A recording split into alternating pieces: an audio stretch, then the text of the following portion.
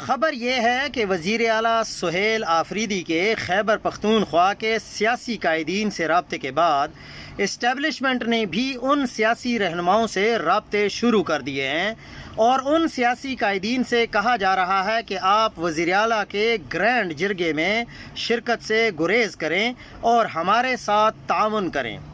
سہیل آفریدی نے امیر مقام کو ٹیلی فون کر کے مسلم لیگ نون کو امن جرگے میں دعوت دی۔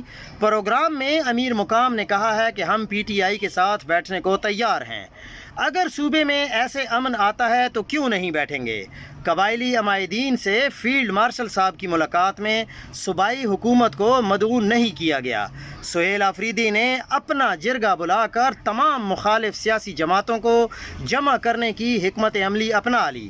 سیاسی جماعتیں ایک پیج پر آ جاتی ہیں تو صوبے کی عوام کی رائے کو مد نظر رکھتے ہوئے بہتر پالیسی بنائی جا سکتی ہے۔ سیاست کا جواب سیاست سے دیا جائے گا۔